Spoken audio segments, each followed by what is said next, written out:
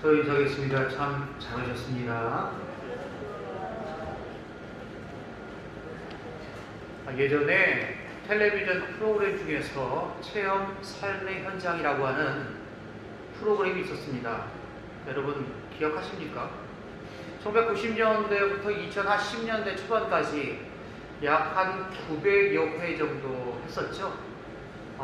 정말 많은 연예인들이 나와서 체험하면서 그 삶을 한번 살아보는 거였어요. 연예인들이 언제 그러한 삶을 또 살겠습니까? 귀로만 듣던 그 직업.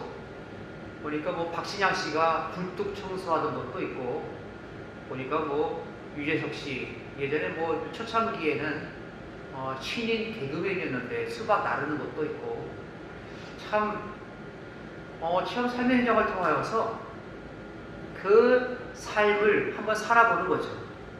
그래서 이 노동의 귀함을 다시 한번 경험하고, 그리고 또 공짜로 일어나요? 가서? 아니죠. 가면은 일당을 받아요. 일당. 그래서 어떤 영상 보니까 막 위협하는 거, 저렇게 일하면 일당 깎은다고. 그러니까는 막 더 열심히 일하고.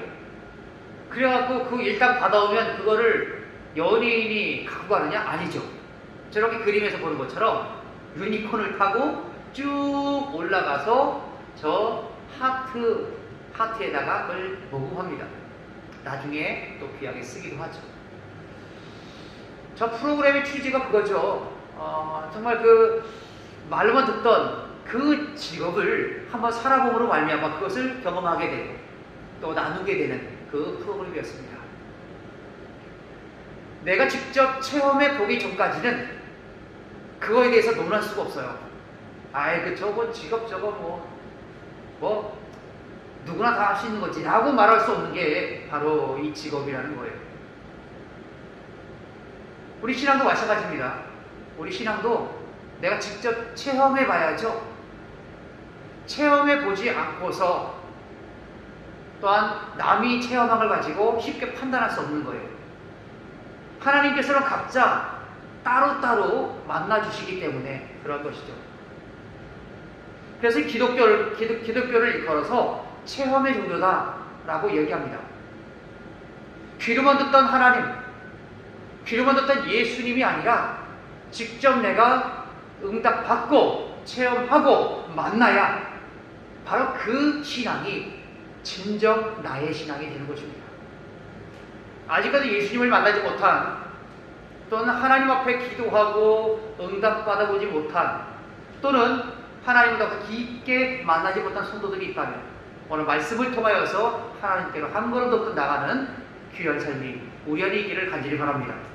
기도원이 만난 하나님은 과연 어떠한 하나님일까요? 첫 번째, 응답하시는 하나님이십니다. 우리 하나님은 응답하시는 분이십니다. 기도하면 응답하시고 구할 때에 응답하신다는 사실을 여러분 믿으시기를 간절히 바랍니다. 사무엘상에 보니까 아이 낳지 못한 여인이 나오는데요. 한나라고 하는 여인이죠. 엘가나에게는 두 명의 아내가 있었습니다. 한나와 브린나.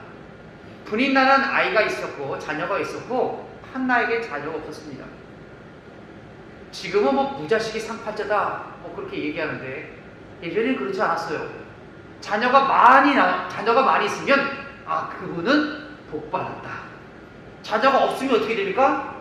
저주를 받았다라고 그렇게 생각하던 때였습니다. 한나가 자녀가 없는 거예요. 그 마음의 공허함, 그것은 다른 것으로 갚을 수가 없는 거예요.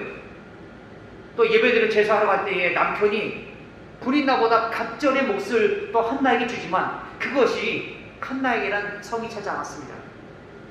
아들이 필요한 거예요, 아들이. 그래서 그가 실로에서 또 올라가서 하나님 앞에 기도합니다. 성경에 보니까 통곡하여서 하나님 앞에 기도하였다. 소원을 하나님 앞에 고백하였다 라고 나옵니다. 아들을 주시면 그 아들의 머리에 삭도를 대지 않겠습니다. 그리고 그를 하나님 앞에 드리겠습니다 라고 하는 그런 신앙의 고백이 그 안에 있었습니다. 그럴 때 하나님께서 또한 그 기도를 들으셨습니다. 사무엘상 1장 19절에 보니까 그들이 아침에 일찍이 일어나 여호와 앞에 경배하고 돌아가. 그 기도의 사건이 있고 난 그 다음 사건입니다. 라마의 자기 집에 이르렀을 때에 하나님께서 또한 그 한나를 생각하셨어요. 생각하셨다라고 하는 것은 바로 그 한나의 기도를 들어주시고 응답하셨다는 것입니다. 아이가 태어나죠. 그 아이가 사무엘입니다. 사무엘은 마지막 사사로서 이스라엘 백성들을 하나님께로 또 인도하고 또 이스라엘의 신앙의 개혁을 이끌었던 사람이 바로 사무엘이에요. 사무엘 이후에 3남 2녀를 하나님께서 더하셨죠. 우리 하나님은 기도할 때에 응답하시는 분이십니다. 오늘 본문에도 정말 부르짖는 장면이 나오게 됩니다. 자, 그러면 이 7절 말씀 함께 공독하겠습니다. 7절 시작. 이스라엘 자손이 미디안으로 말미암아 여호와께 부르짖었으므로 아멘. 여호수아 시대에 하나님을 잘 믿고 그리고 모두 가나안 땅에 있는 모든 가나안 족속들을 다 정복을 해가면서 여호수아 24장에서는 여호수아가 모든 이스라엘 백성에게 그렇게 얘기하죠. 나와 내 가족은 내 가문은 여호와를 섬기겠노라. 너희는 어떻게 하겠느냐? 우리도 여호와를 잘 섬기겠습니다 라고 굳게 다짐했습니다. 사사기 1장 1절을 보니까 여호수아가 죽음에 누가 우리를 먼저 올라가서 싸울꼬 라고 하면서 사람들이 올라가서 싸우면서 또한 가나안에 있는 그 민족, 조그만 민족을 남겨두기 시작합니다. 하나님께서 그들에게 말씀하시는 진멸하라 라고 얘기했지만 진멸하기를 즐겨하지 않았어요. 자기들의 허드렛 일을 할 그 사람들을 남겨두었습니다. 그것이 하나님 앞에 불순종이 된 것이죠. 그래서 하나님께서는 미디안을 통하여서 이스라엘을 괴롭히기 시작합니다. 7년이나 되었어요. 미디안이 와갖고 모든 그 이스라엘 사람들을 괴롭히기 시작하는데 이스라엘 사람들이 산에다 굴을 파고 거기에 숨어서 지내는가 또는 그들이 이스라엘에 갖고 있는 모든 가축들을 다 잡아다가 막 훔쳐가고 추수 시기가 되면 하여튼 어디서 왔는지 모르게 싹 와갖고 추수해놓고 싹 훔쳐가기도 하고 약탈하고 그랬을 때에 이스라엘 자손이 미디안으로 말미암아서 하나님께 부르짖습니다. 우리 하나님은 부르짖을 때요 응답하시는 분이십니다. 성경에도 부르짖을 때에 응답하셨다라고 하는 그런 대목들이 성경에 많이 나옵니다. 오늘 그 부분이 바로 이스라엘이 하나님 앞에 부르짖는 것이죠. 이 부르짖었으므로 라고 하는 자크라는 단어는 힘이 없는 자가 힘센 자의 압제 아래에서 구원자를 부르는 이가 바로 부르짖었다라고 하는 것입니다. 미디안에 있어서 미디안은 이스라엘보다 훨씬 더 힘이 셌습니다. 그때에 이스라엘은 여호와 하나님께 부르짖었습니다. 제발 좀 우리를 구원하여 주옵소서. 저 미디안의 압제에서 우리를 구원하여 달라고 그들이 부르짖었을 때에 하나님께서 또한 사사를 세우시죠. 세계대전 이후에 유대인들은 6월절이면 노래를 부릅니다. 그 노래는 아니마민이라고 하는 노래인데요. 이 아니마민이라는 것은 히브리어로 나는 믿는다, I believe라는 뜻입니다. 무엇을 믿느냐? 구세주가 오실이라는 것을 믿는다라는 거예요. 그것이 바로 아우슈비츠 포로 수용소에서 만들게 되었는데요. 그 아우슈비츠에서 우리 주님께서 분명히 오시리라 나는 믿는다. 그러나 구세주가 조금 늦으신다 라고 하는 노래를 부르면서 때로는 가스실로 가기도 하고 때로는 생체 실험실 또는 총살당하기도 하고 그러한 상황을 맞게 됐습니다.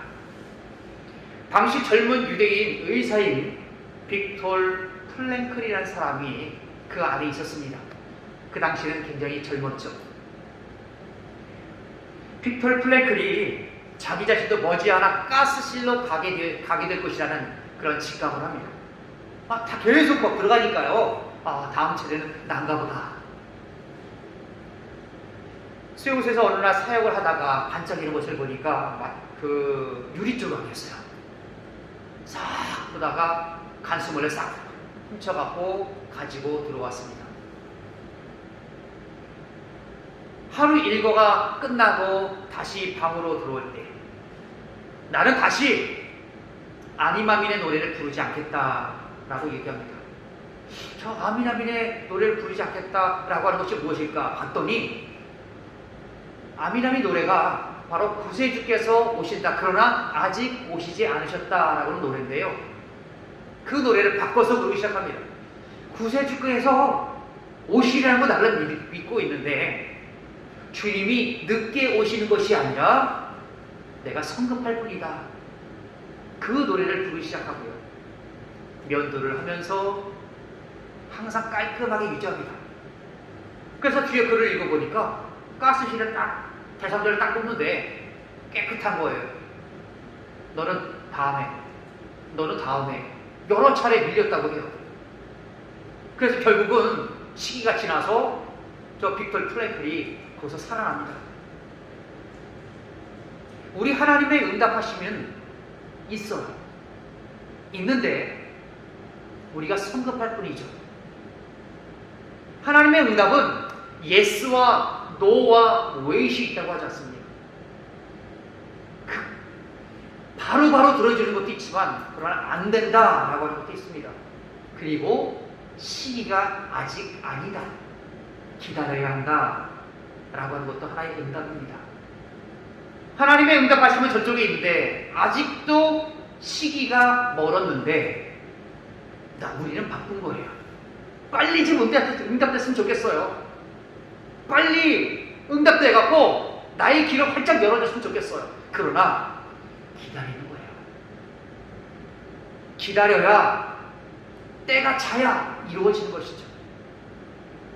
여러분, 앞날을 놓고 기도하시는 분이 있습니다. 여러 가지 역경과 환경 가운데 힘들어하면서 하나님의 응답하심을 구하고 있는 분이 계십니다. 하나님의 인도하실 때까지 기다려야 합니다. 기다릴 때 하나님께서 인도해 주시고 그 가운데 하나님의 분명하신 인도하심이 있을 겁니다. 기도하면 우리 하나님은 응답하시기 때문에 그렇습니다. 그 대전 때 응답하신 하나님, 기도에게 응답하신 하나님이 바로 우리의 하나님임을 믿습니다. 오늘 우리 안에 바로 응답하시는 하나님을 믿는 믿음으로 사는 귀한 삶이 우리 안에 있기를 간절히 바랍니다. 두 번째, 기도원이 체험한 하나님은 함께 하시는 하나님이십니다. 이와 하나님께서 이스라엘을 애굽에서 인도해내신 다음에 그들을 광야길을 걷게 하셨습니다. 광야길을 걷게 하실 때에 신명기 2장 7절에 보니까 이렇게 고백합니다. 내 하나님 여호와께서 내가 하는 모든 일에 내게 복을 주시고 내가 이 큰 광야에 두루다님을 알고 내 하나님 여호와께서 이 40년 동안을 너와 함께 하셨으므로 내게 부족함이 없었느니라 하시기로. 아멘. 바로 이 말씀, 신명기 말씀인데요. 신명기는 출애굽 2세대들에게 주신 말씀입니다. 그들은 출애굽한 것을 전에 들었을 뿐입니다. 20세 미만에 직접 보았겠죠. 그런데 그 광야에서 40년 동안 살아갈 때에 말씀 보니까 부족함이 있었습니까? 없습니까? 없었어요. 어떻게 광야에서 살아가는데 부족함이 없었을까? 보통 사람은 잘해야 하루 이틀, 사흘이면 죽는데 그 가운데 하나님의 인도하심은 40년 동안 있었고 그 가운데 부족함이 없었다는 거예요. 누가 계셨기 때문에? 하나님께서 함께 하실 때 그렇다는 거예요.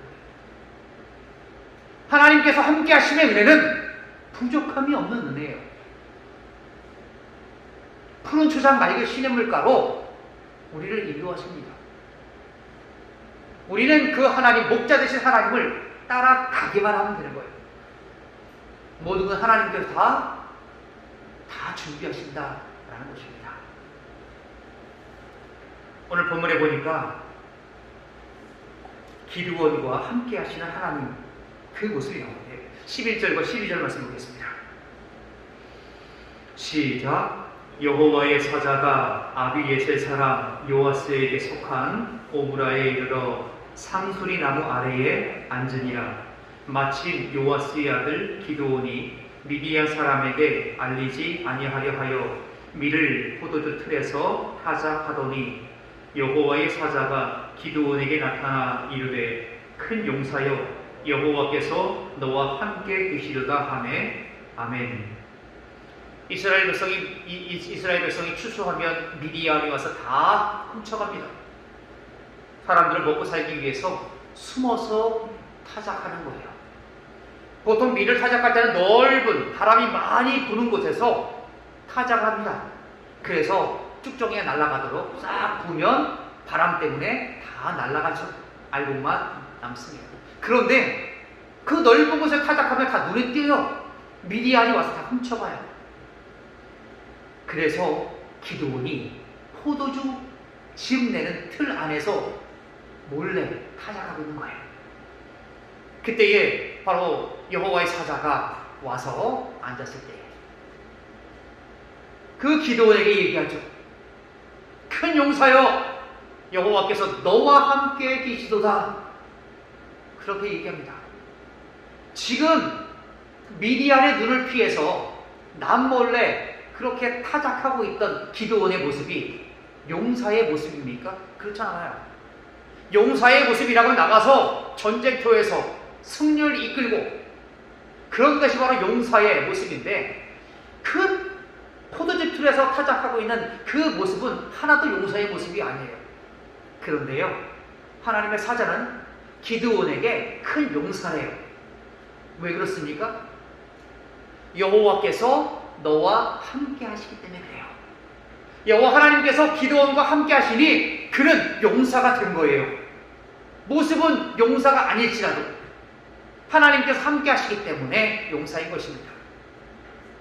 여러분, 우리가 살아가다 보면 세상에서 참 세상이 너무나 크게 보일 때가 있지 않습니까?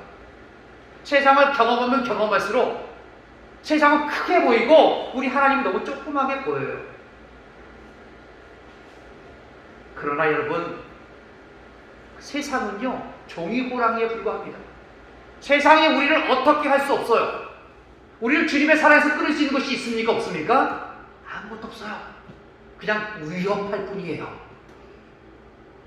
하나님께서 함께 하실 때 우리는 비록 용사가 아닐지라도 용사가 되는 거예요. 그리스도의 군병으로 설 수 있는 것이죠. 나의 힘이 아니라 나의 능력이 아니라 하나님의 능력과 하나님의 힘으로 말미암아 그 용사가 된다라고 한 것입니다. 이 비둔한 모세에게 하나님께서 함께 하실 때 바로의 군대 앞에서 그는 절대로 긴장하지 않고 하나님의 명령을 수행합니다. 어린 소년에게 여호와 하나님께서 함께 하시니 그가 골리앗 장군을 이길 수 있었죠. 하나님께서 함께 하실 때에 바로 그러한 능력을 행할 수 있다는 것입니다. 우리가 세상 크게 보이고 주님은 더 작게 보이는 것은 바로 우리가 하나님 앞에 더 가까이 가지 않았기 때문에 그래요. 세상에 더욱더 가까이 갈수록 세상은 크게 보이고 하나님도 작게 보여요. 그러나 하나님 쪽으로 더 가까이 붙으면 세상은 작게 보이고 하나님은 더욱더 크게 보이는 것입니다. 예레미야 1장 19절을 보겠습니다. 예레미야 1장 19절에 보니까 그들이 너를 치나 너를 이기지 못하리니 이는 내가 너와 함께하여 너를 구원할 것임이니라 여호와의 말이니라. 예레미야에게 여호와 하나님께서 하신 말씀이죠. 예레미야가 멸망을 예언하고 하나님께 돌이킴을 계속해서 선포하고 너희들 그냥 포기하고 항복하고 그냥 가라. 나는 여호와 하나님께 돌아가라. 이것도 싫고 저것도 싫은 거예요. 그럴 때에 위축되지 말고 선포해라. 그 사람들은 너를 칠지 모르나 그러나 너를 이기지 못할 것이다. 왜요? 여호와 하나님께서 예레미야와 함께 하시기 때문에 그래요. 우리도 마찬가지입니다. 세상이 우리를 친다 할지라도 우리는 이기지 못해요. 왜? 우리는 뒷배가 있거든요. 여호와 하나님께서 우리의 든든한 배경이 되시기 때문에 우리를 이길 수 없습니다. 우리를 잠시 넘어지게 할 수는 있죠. 그러나 우리는 다시 일어날 수 있어요. 왜 그렇습니까? 여호와 하나님께서 나와 함께 하시기 때문에 그렇습니다. 오늘 본문 말씀 보겠습니다. 오늘 본문 말씀 13절과 14절 말씀 보겠습니다. 시작. 기드온이 그에게 대답하되 오 나의 주여 여호와께서 우리와 함께 계시면 어찌하여 이 모든 일이 우리에게 일어났나이까.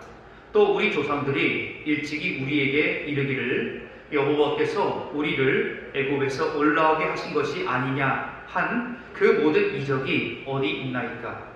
이제 여호와께서 우리를 버리사 미디안의 손에 우리를 넘겨주셨나이다 하니 여호와께서 그를 향하여 이르시되 너는 가서 이 너의 힘으로 이스라엘을 미디안의 손에서 구원하라. 내가 너를 보낸 것이 아니냐 하시니라. 아멘. 우리 하나님은 구원하시는 하나님이십니다. 기드온이 경험한 하나님, 바로 구원하시는 하나님이죠. 이스라엘 괴롭히던 모든 미디안과 아말렉, 모압, 암몬, 에돔에 있는 모든 이족들이 와서 괴롭힐 때에 이스라엘 능력으로는 그것을 감당할 수 없었습니다. 기드온이 하나님 앞에 용사라 부름받았지만 기드온의 능력으로는 그것을 감당할 수 없는 거예요. 그때 가서 14절에 이렇게 말씀하죠. 너는 가서 이 너의 힘으로 이스라엘을 미디안의 손에서 구원하라. 내가 너를 보낸 것이 아니냐. 우리 하나님께서 그렇게 기드온에게 말씀하십니다. 구원하라. 너의 힘으로 구원하라. 이거 보니까는 기드온이 굉장히 능력이 있는가 본데 그게 아니죠. 기드온의 능력이 아니라 하나님께서 그와 함께 하시니 그가 능력 있는 자가 된 거예요. 우리에게도 마찬가지입니다. 하나님께서 나는 부족하고 연약하고 힘이 없지만 그러나 하나님께서 나와 함께 하시니 우리가 능력 있는 자가 된 거예요. 우리는 의롭지 못하지만 하나님께서 우리를 의롭다 칭해 주신 거예요. 여러분, 우리가 살아가면서 정말 그렇습니다. 이길 수 없는 그런 싸움이 많아요. 그러나 그 싸움은 내가 싸우는 것이 아니라 바로 여호와 하나님께서 싸우신다는 거예요. 여러분, 그러한 믿음으로 살아가기를 간절히 바랍니다. 어느 날 전기 여객선이 어항에 도착했습니다. 사람들이 배에서 막 내리는 거예요. 그런데요, 배에서 내리다 보니까 어떤 여자가 바로 헛디다가 배에서 떨어져서 물속에 빠져버렸어요. 사람이 빠졌어요. 사람이 빠졌어요. 막 사람들 난리가 난 거예요. 여자가 빠졌으니까. 그런데 바다로 빠지니까 누구 하나 들어가갖고 구해낼 생각을 못하는 거죠. 그래서 막 보고 있으니까 이 선원들을 보지 않습니까? 이거 빨리 들어가서 빨리 구출했으면 좋겠는데 선원들을 계속 보고만 있는 거예요. 피나는 계속해서 선원들에게 갑니다. 아니 왜 구하지 않느냐고. 저 사람이 빠졌는데 빨리 들어가서 구해야 되지 않겠느냐고. 선원들도 멀뚱멀뚱 보고만 있어요. 여자는 힘이 빠져갑니다. 나왔다가 들어갔다가 나왔다가 힘이 쫙 빠져버렸어요. 그때 한 선원이 쏜살처럼 다이빙하고 들어가서 그 여인을 싹 건져옵니다.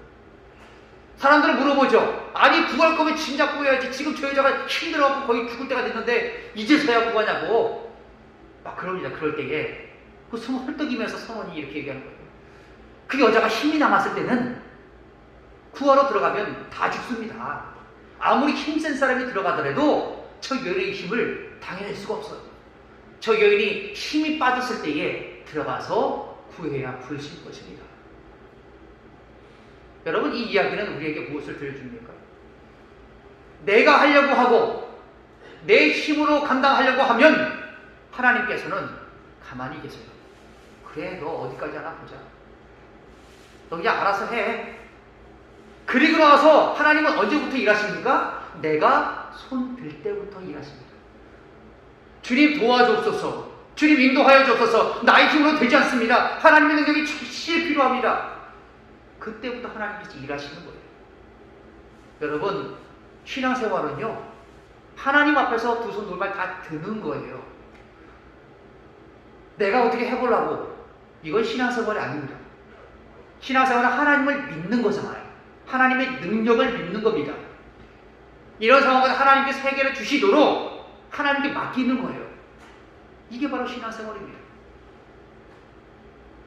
여러분, 오늘 내가 하려고 그렇게 발버둥을 치고 있지는 않습니까? 그런 것들 다 내려놓으시기 바랍니다. 고린도전서 1장 27절과 28절에 보니까 그러나 하나님께서 세상에 미련한 것들을 택하사 지혜 있는 자들을 부끄럽게 하시려고. 넘겨주세요. 세상에 약한 것들을 택하사 강한 것들을 부끄럽게 하시며, 하나님께서 세상에 천한 것들과 멸시받는 것들과 없는 것들을 택하사 있는 것들을 폐하려 하시나니. 아멘. 하나님께서는 있는 것들을 사용하지 않으세요. 하나님께서는 없는 것들을 사용하세요. 약한 것들을 사용하셔서 강한 자로 하여금 부끄럽게 하시는 분이 우리 하나님이십니다. 신앙을 내려놓고 약함을 인정하고 하나님께 나아간 것, 그 구원의 하나님은 하나님의 능력으로 우리를 지키시고 인도하시고 우리를 또한 험한 산 가운데 지키시고 인도하실 것입니다. 오늘 하나님 앞에 구할 때 내가 있는 모든 것 내려놓고 하나님 앞에 기도함으로 오늘도 주님을 만나는 귀한 은혜가 우리 안에 있기를 간절히 바랍니다. 다 함께 기도하겠습니다.